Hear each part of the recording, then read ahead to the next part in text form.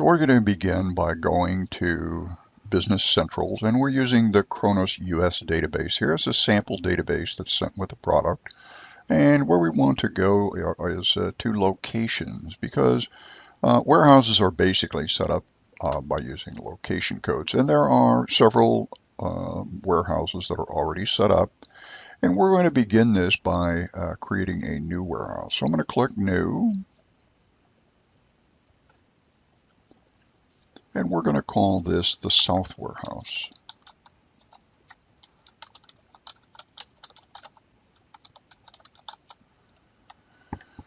And we can fill in information about the location of this.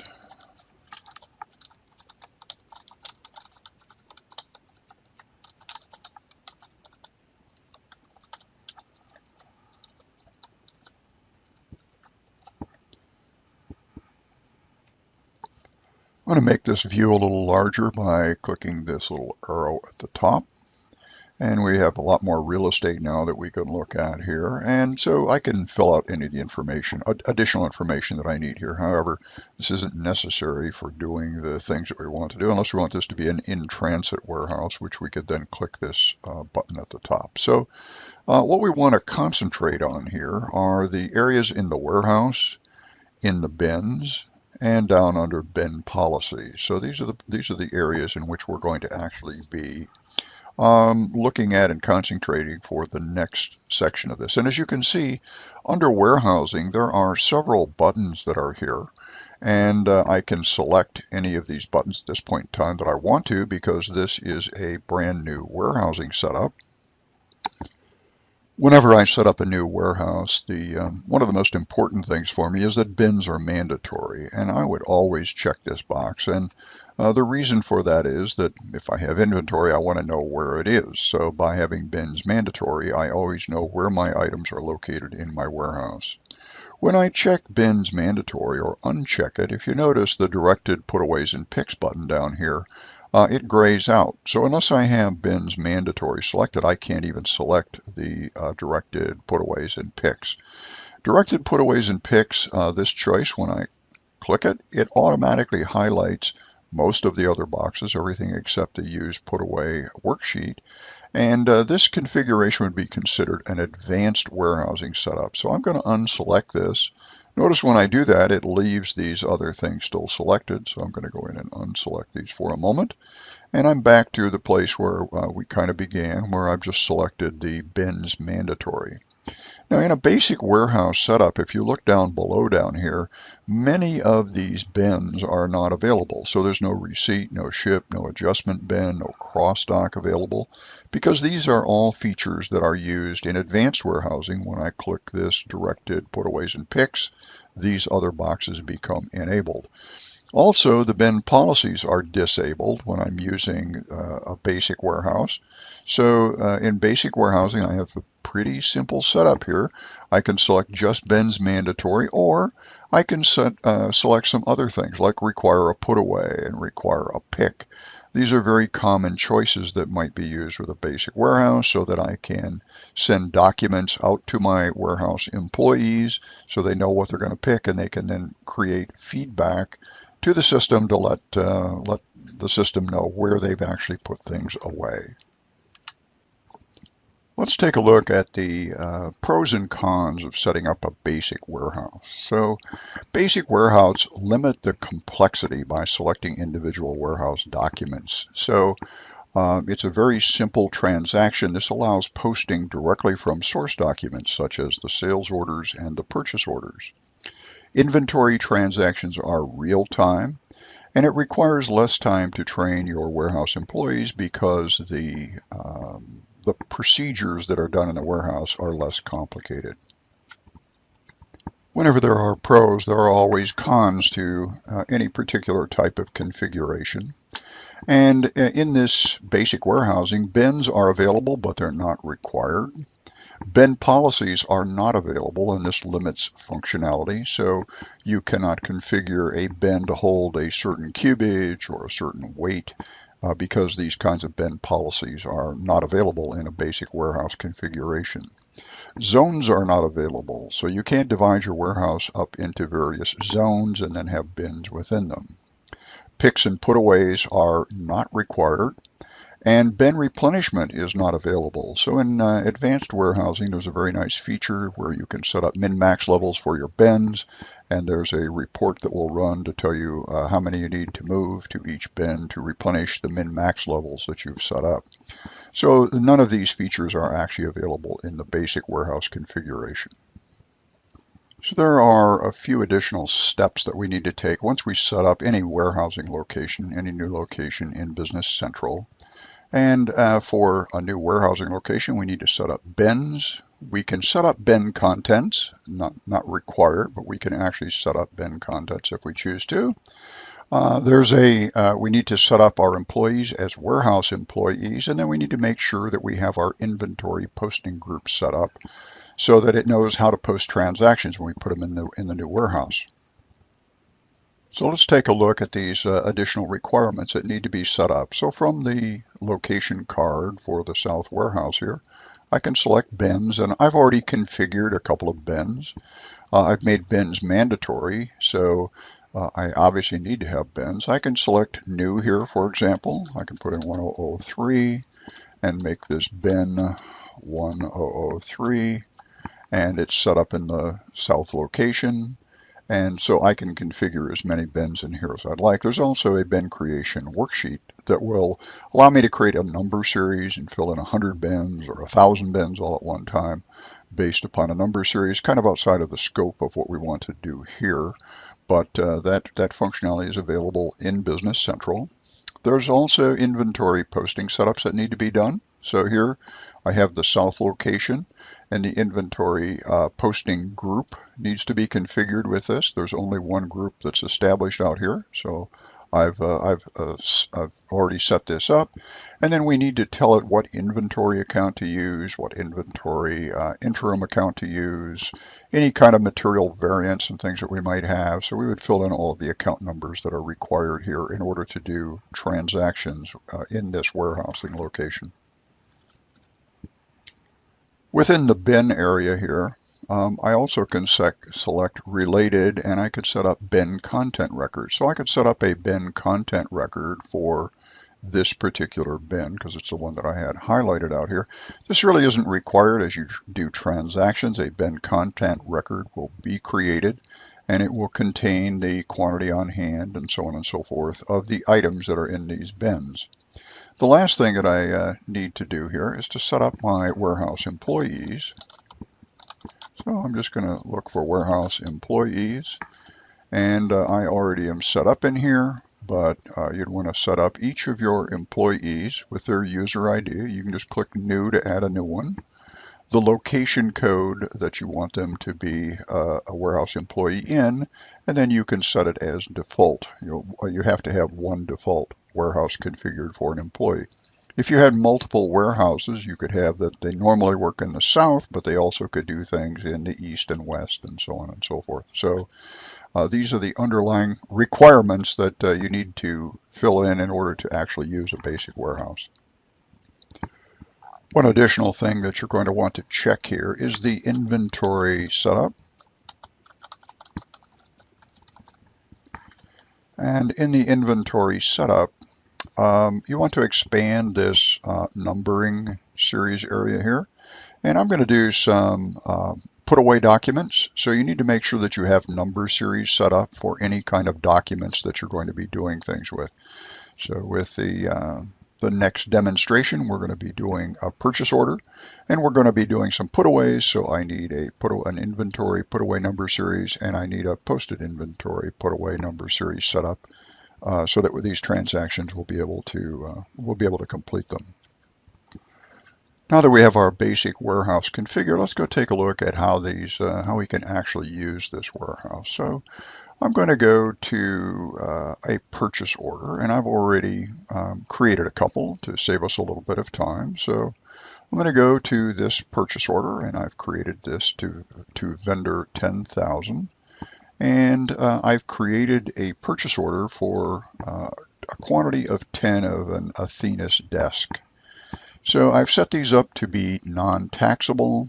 I'm going to give them a tax area code. They shouldn't need a tax area code because they are non-taxable. So this order has been created and it is set up in the South warehouse. And what we need to do to begin with this is that we need to release this order. So I'm going to release this purchase order so that we're ready now to actually do some transactions with it.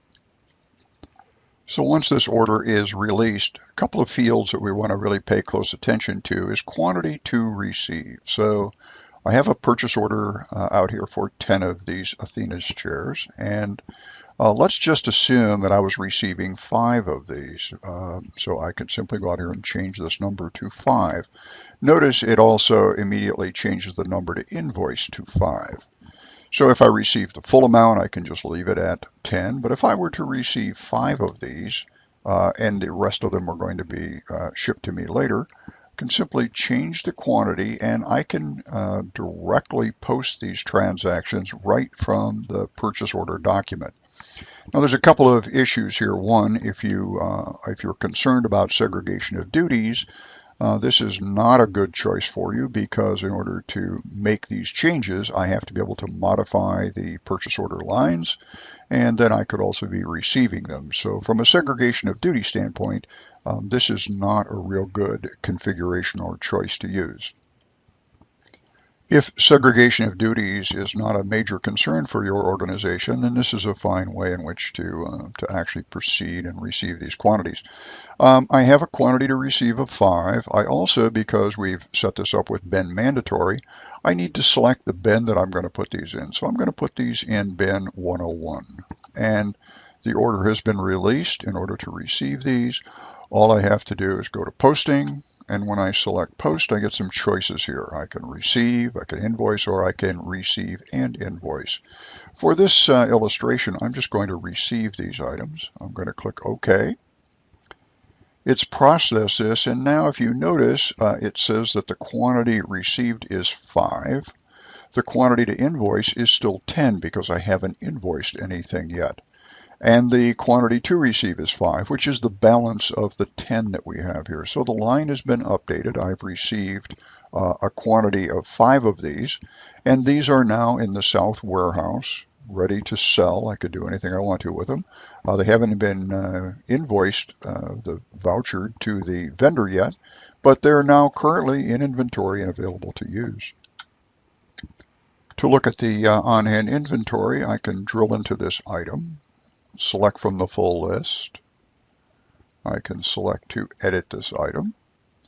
And then under related, I could look at availability by location, and I should see that I have in my South location, I have a scheduled receipt of still 5 to come, but I have a quantity on hand of 5 and a projected availability of 10 because they're projecting I'm also going to receive these other 5. So you can see that the simple act in a basic warehouse of just doing the receipt that we did has automatically updated this item. It's in inventory and we could turn around and sell this even before we've actually paid for it. So I'm going to close this up and go back to my purchase order. And let's assume that a couple of days later, the remaining 5 come in and I get the vendor invoice number for this product. I can enter their invoice number into the field. This is their invoice number that we've received from them, and we've picked up the additional 5 here.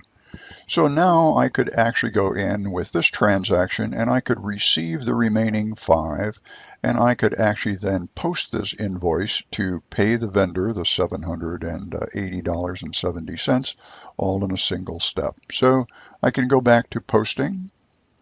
I can do post an invoice. Here I'm going to leave it receive and invoice because I want to receive the remaining 5 and I want to actually invoice this this as well. So I'm just going to click OK.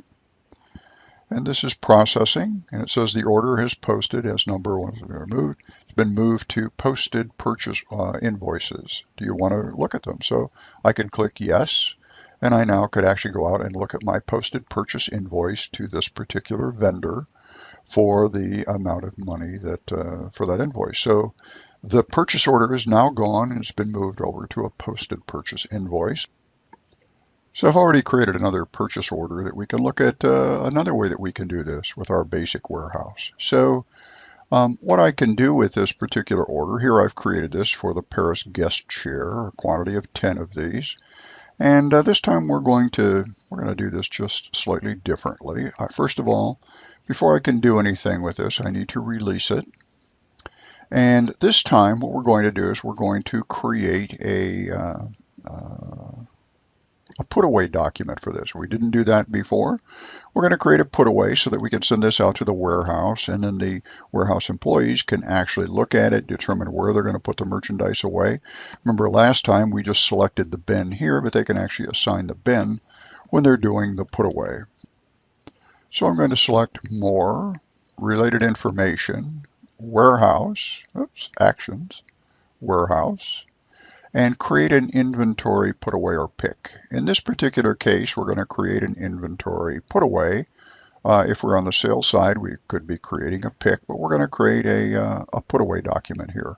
And it's for this purchase order that we're looking at. So I'm just simply going to click OK. And it says number of inventory put away activities created, 1 out of 1. So I'm going to say OK. And now we can navigate to that and print it out for the warehouse. So we're going to select related, warehouse, inventory, put away, pick lines. And here is my document. I'm going to say, I want to view the card here. And now we have some things that we can do with this. So from here, what you would typically do with this is print this. Perhaps you might print this. And you might send this out. I'm going to preview this. So I have my printed document here. I can give this to my warehouse employees. They can go out in the warehouse and look around, and they can write in a bin code and the actual quantity that they had to put away, which out of the 10 that is on the purchase order, perhaps they put away 5, perhaps they put away all 10, but they would write this information down, bring this back up to the office where this could actually be coded into the journal here. So I'm going to cancel this for now. And on my line here, let's just assume that they decided that they were going to put these in location 1002 is the bin they were going to put these in. They could enter in the quantity that they handled. Here it could be 5, it could be 10. If you have a lot of invoice or a lot of purchase order lines here, you can select to auto create the quantity to handle. So if I want to autofill these quantities to handle, here I can pick actions, function, autofill quantity to handle, and when I do, it will automatically fill in this quantity to handle to match the full quantity for me. So I've selected that and it filled in 10, and it would do this on all the lines. If this purchase order had 10 lines, 15 lines, 100 lines, it would that function would automatically fill the total quantity on the purchase order to be the total quantity handled. Then I could selectively go in and I could just change the quantity on the lines that weren't fully filled if I wanted to. So I have some options here. Once my put away information is complete, I can simply go to post, and I could post and print this document. I'm just going to simply post it. And here I can receive, or I can receive an invoice. I'm going to choose to just receive these because I want that purchase order to be here so you can see what's happening. I'm going to click OK. My put away document is now gone, and I have now had a quantity received of 10, quantity to invoice is 10. It's not invoiced yet, but I'm fully received here. Again, these are real-time inventory transactions. If I drill into my inventory and I go to my